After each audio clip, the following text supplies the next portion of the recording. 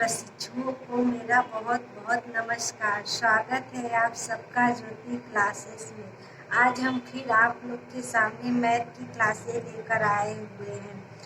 हमारा ये चैप्टर 5, 6, 7 जिसमें हम आप लोगों को प्रायिकता के बारे में बता रहे थे। हमने इसके पिछले वीडियो में इसका पार्ट 1 और पार्ट 2 डाल दिया है। आप सब लोग उसको देख लीजिएगा। आज हम इसके पार्ट 3 को लेकर आए हुए हैं, जो कि इस चैप्टर का लास्ट पार्ट होगा। इस पार्ट 1, 2, 3 में इस चैप्टर को हमने सारे चैप्टर के क्वेश्चन क्या होते हैं उसके बारे में सारे चीज़ें कवर कर लिए हैं। वीडियो को स्टार्ट करने से पहले अगर आप नए हो तो वीडियो को सब्सक्राइब कर लीजिए, नीचे लाइक बटन जरूर कर दीजिए, अपने फ्रेंड्स सारे ग्रुप में शेयर कर दीजिए। आइए हम स्टार्ट करते हैं प्रायिकता से रिलेटेड और भी सारे क्वेश्चन हमने पार्ट 2 में पार्ट 1 में कराए हुए हैं। आज हम पार्ट 3 में कुछ नए क्वेश्चन को लेकर आए हुए हैं, जिसमें आपका पहला क्वेश्चन है, दो पासों को एक साथ उछालने पर दोनों पासों के अंकों का योग 5 होने की प्रायिकता क्या होगी। जैसे कि हमने पिछला बताया हुआ था कि अगर हम दो पासे को जब उछाल रहे हैं तो दोनों पासों के अंक जो होते हैं उनका योग कितना होना चाहिए, 5 होना चाहिए। तो होने की प्रायिकता क्या है वही बतानी है। अब हमने जैसे हमको 5 होना चाहिए तो हमने 5 लिख दिया। अब ऐसी संख्या लीजिए जो कि जोड़ने पर अंक का जो योग हो कितना हो, 5 हो। अब देखिए एक पासा जब हम फेंके तो कितना आया, 1 आया। दूसरा जब फेंके तो 4 आया, यानी कि 4 1 5, एक प्रायिकता बन गई। अब देखिए एक तो पहला है आपका 1 4, फिर दूसरा आपका 4 1 और तीसरा आपका 2 और 3 हो गया, और एक आपका हो गया 3 और 2, यानी कि आपकी प्रायिकता क्या हो गई, अनुकूलतम संभावना बटे टोटल आपका 2 पासा है तो एक में कितना होता है, 6 होता है, तो 2 में कितना हो जाएगा, 6, यानी 36। टोटल आपकी कितनी हो गई संभावना, 36। तो आपका टोटल संभावना 36 हो गया। अनुकूलतम कितना आ रहा है वो उसको कर दीजिए। देखिए कितनी प्रायिकता है, 1 2 3 4 है, तो 4/36। अब इसको काट दीजिए, इसका 1/9, यानी कि जब दो पासों को उछालेंगे तो उसके अंकों का योग 5 होने की प्रायिकता कितनी है, 1/9। ठीक है, आइए अगला क्वेश्चन देखते हैं। अगला क्वेश्चन हम 2-3 ठो आपको क्वेश्चन दे दिए हैं, इसको आप लोग सॉल्व करके इसका आंसर कमेंट करिएगा। पहला है, इसमें दो पासों के अंकों का योग 9 होना चाहिए, 9 हो तो प्रायिकता ज्ञात कीजिए। ठीक, अब अगला इसी में है, दो पासों के अंकों का योग 8 हो, और एक है आपका दो पासों के अंकों का योग 6 हो। अगला है दो पासों के अंकों का योग 10 हो। ये सारे क्वेश्चन एक जैसे हैं, आप लोग इसको सॉल्व करके इसकी मतलब कि जब अंकों का योग 8 हो, 9 हो, 6 हो, 10 हो तो प्रायिकता क्या होगी ये आपको ज्ञात करना है। ये क्वेश्चन आप लोग सॉल्व करिएगा। चलिए आइए नेक्स्ट क्वेश्चन देखते हैं। अगला क्वेश्चन है आपका, दो पासों को एक साथ फेंकने पर सम अंकों के ऊपर आने की घटना का समुच्चय ज्ञात कीजिए। मतलब कि जब हम पासा फेंकते हैं दो पासा तो उसके जो सम है, सम अंक में क्या आएंगे, 2 है, 3 तो नहीं है, 4 है, 5 भी नहीं है और 6 आएंगे। इसी तीनों में से कोई अंक आएंगे। तो आइए देखते हैं। तो सम अंकों के ऊपर आने की घटना का समुच्चय ज्ञात करना है। समुच्चय को किससे प्रदर्शित करते हैं, प्रतिदर्श समष्टि यानी कि यश से। ठीक, तो यश इक्वल टू मझले कोष्टक में आपका हो जाएगा। अब देखिए 2 आने की प्रायिकता हो गई, 2 4 आने की हो गई, 2 6 आ सकता है, 4 2 आ सकता है, यानी कि केवल कितने आएंगे, सम ही आएंगे। तो कितने समुच्चय बन गए, अब देखिए 1 2 3 4 5 6 7 8 9, यानी कि इस घटना का समुच्चय ज्ञात कीजिए। तो ये इसी रूप में लिख दीजिएगा, इसका क्या हो जाएगा, समुच्चय हो जाएगा।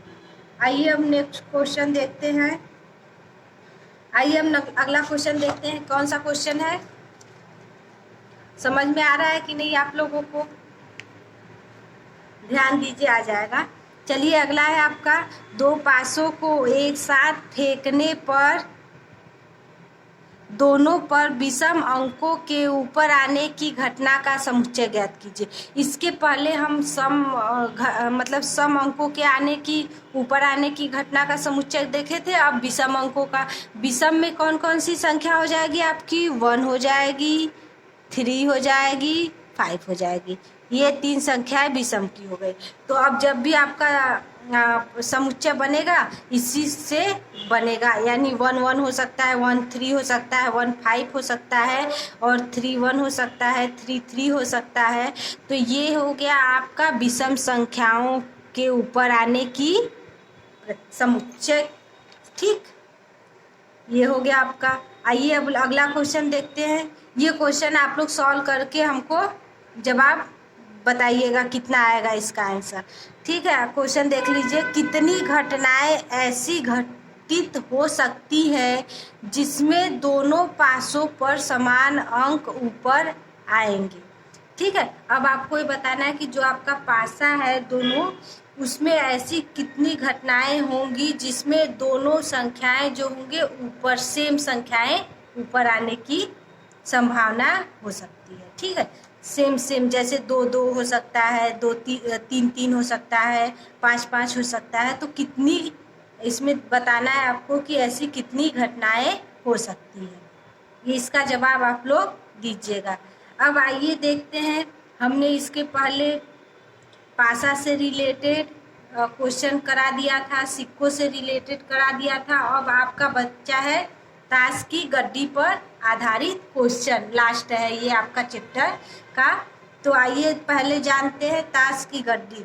हम लोग जो ताश खेलते हैं वो, मतलब कि नॉर्मली लोग खेलते हैं। तो अब देखिए, अब ये जो ताश की गड्डी होती है, आप लोग जानते होंगे ताश के पत्तों में कुल कितने कार्ड होते हैं? टोटल 52 कार्ड होते हैं। ठीक, अब ताश के पत्तों में टोटल 52 कार्ड हो गए, जिसमें से आपके 26 काले पत्ते हो गए और 26 लाल पत्ते। लाल काले का मतलब देखिए, जैसे आपका एक हो गया, ये लाल हो गया और ये काला हो गया। ठीक, ये काला हो गया। तो मतलब कि इस कहने का मतलब कि जो 52 पत्ते होते हैं उसमें से आपका, जो 52 पत्ते होते हैं उसमें से आपका 26 तो काले पत्ते हो जाएंगे और 26 लाल पत्ते हो जाएंगे। तो अब जब 26 लाल पत्ते हैं, काले पत्ते हैं, उसमें भी आपके 13 पत्ते चिड़ी के होंगे, 13 पत्ते हुकुम के होंगे। चिड़ी का मतलब कि ये जो चिड़िया बनी होती है, ऐसे जो चिड़िया बनी होती है, 13 पत्ते इसके होंगे और 13 पत्ते हुकुम के होंगे। ये ऐसा जो पत्ता बना होता है, ठीक, ये हुकुम के होंगे। अब इसी लाल में देखिए, लाल में जो 13 पत्ते होते हैं वो ईंट के होते हैं और 13 पत्ते पान के होते हैं। ईंट का मतलब ऐसा हो गया, पान का आपका मतलब हो गया ये ऐसा बना हुआ। ठीक, समझ में आया आपको? चलिए अब देखते हैं आगे। अब आपके पत्तों में जो आपका कार्ड रहेगा उसमें आपका एक इक्का रहेगा। ठीक, इक्का हो गया ये आपका, और बादशाह हो गया, के हो गया, क्यू मतलब बेगम हो गया, जे मतलब गुलाम हो गया। ये आपका देखिए, ये आपका गुलाम हो गया, के मतलब बादशाह हो गया। ठीक, बादशाह ये हो गया, और आपका क्यू मतलब बेगम, ये आपका बेगम हो गया।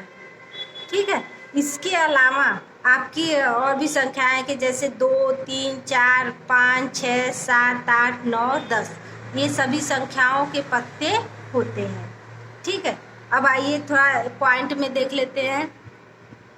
अब आपका एक पॉइंट बनता है कि ताश के पत्तों में घटनाओं की कुल संख्या मतलब घटनाओं की कुल संख्या, यानी कि टोटल आपके कितने पत्ते हो गए, 52 पत्ते हो गए।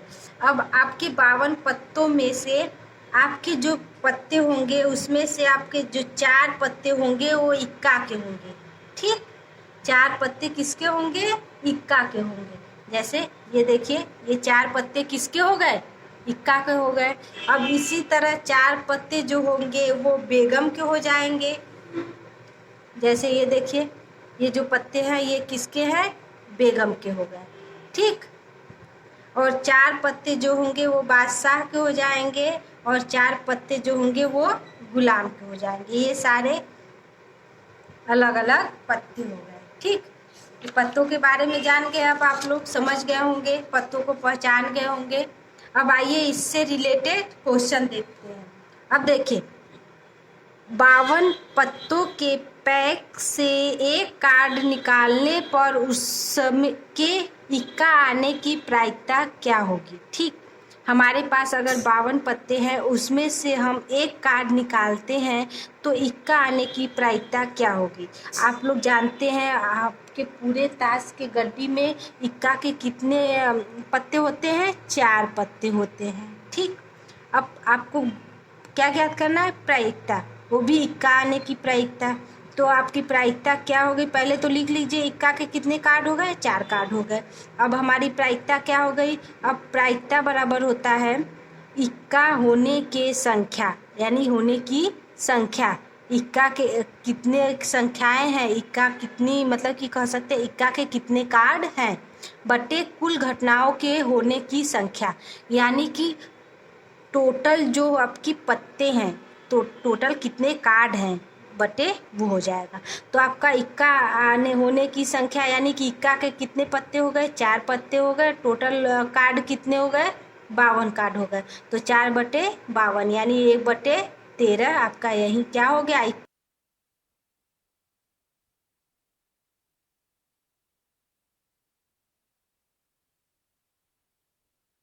इसी तरह अगला क्वेश्चन देखते हैं, खींचने पर लाल रंग होने की। अब मान लीजिए लाल कार्ड हो गए, हमने बताया था 26 लाल रंग के और 26 काले रंग के।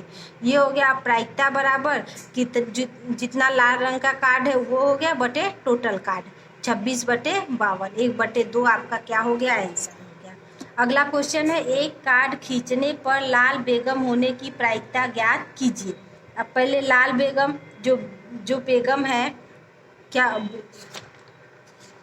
हाँ, जो आपकी बेगम है उसको बताना है कि लाल, केवल लाल वाला बताना है। तो इसमें बताना है कि लाल रंग के कौन कौन से हैं। एक देखेंगे आपका ईंट का लाल रंग हो गया, ईंट का बेगम हो गया, और एक पान का बेगम हो गया। तो एक ईंट लाल वाला केवल कहना है, काला वाला तो करना नहीं है, हमें लाल से मतलब है। तो लाल एक ईंट का बेगम हो गया, एक पान का बेगम हो गया। टोटल कितने बेगम हो गए, 2 बेगम हो गए। तो आपको प्रायिकता ज्ञात करेंगे, तो प्रायिकता बराबर 2/52 टोटल हो गया, 1/26, यही हम आपका आंसर हो गया। अगला है, एक कार्ड खींचने पर अंक वाले कार्ड आने की प्रायिकता। अंक वाले कार्ड हमने बताया था कि 2 से लेके 10 तक कितने कौन से होते हैं, अंक वाले कार्ड होते हैं। टोटल संख्या कितनी हो गई, 1 2 3 4 5 6 7 8 9। ठीक, और टोटल दो के कितने कार्ड हो गए, 4 हो गए। तो 9 चौका 36, यानी टोटल कार्ड कितने हो गए, टोटल नहीं कह सकते हैं कि केवल अंक वाले कार्ड कितने हैं, 36 हो गए, और बटे टोटल कार्ड 36/52 हो गया आपका। अगला क्वेश्चन देखते हैं, एक कार्ड खींचने पर लाल बादशाह आने की प्रायिकता। लाल बादशाह उसमें भी आपको देखेंगे, एक ईंट का रहेगा, एक पान का लाल वाला होगा। तो जब 2 हो गया तो 2 बटे टोटल यानी 52 हो गया, 1/26। अगला क्वेश्चन है, एक कार्ड खींचने पर अल्फाबेट कार्ड आने की प्रायिकता। अल्फाबेट मतलब आपका पहले इक्का आएगा, फिर ये के, फिर क्यू, फिर जे, और चारों के कितने कार्ड होते हैं, 4 कार्ड होते हैं, यानी कि टोटल कितने हो गए, 4 चौका 16 कार्ड, यानी अल्फाबेट के 16 कार्ड हो गए। तो 16 बटे टोटल कार्ड 52 हो गया, तो 16/52 बटे 4/13, यही आपका आंसर हो गया। आइए अगला क्वेश्चन, एक क्वेश्चन और करा लेते हैं। अब आपका एक क्वेश्चन है, एक कार्ड खींचने पर इक्का ना आने की प्रायिकता। अभी इसके पहले हम लोग ज्ञात कर रहे थे इक्का आने की प्रायिकता। अब इसमें आपको क्या ज्ञात करना है, इक्का न आने की प्रायिकता। एक फार्मूला होता है, याद रखिएगा आप लोग। ए मतलब इक्का आने की प्रायिकता, ठीक, और प्लस ए मतलब इक्का ना आने की प्रायिकता इक्वल टू क्या होता है, इक्वल टू 1 होता है। तो इक्का आने की प्रायिकता बराबर इक्का के कितने कार्ड हो गए, 4 कार्ड हो गए, 4/52, तो 1/13 आने की प्रायिकता हो गई। तो अब इस फार्मूला पर रख दीजिए इक्का आने की प्रायिकता प्लस इक्का न आने की प्रायिकता इक्वल टू 1। तो आने की प्रायिकता आपको मालूम हो गया, तो आने की जगह रख दीजिए 1 हो जाएगा, 1 - 1/13। सॉल्व कर दीजिए 12/13, यही आपका क्या हो गया, आंसर हो गया। ठीक, आई होप आप लोग को बहुत समझ में आ गया होगा अच्छे से। ठीक है, अब जब भी आप लोग के सामने नया वीडियो आएगा वो आपका अगला चैप्टर होगा। आज ये चैप्टर पूरी तरह से कंप्लीट हो गया। आप लोग अपने बुक से सारे जगह से क्वेश्चन सॉल्व करिएगा। जब नहीं आएगा तो उस कमेंट करिएगा, हम इस चीज़ को फिर से बता देंगे। Thank you for watching.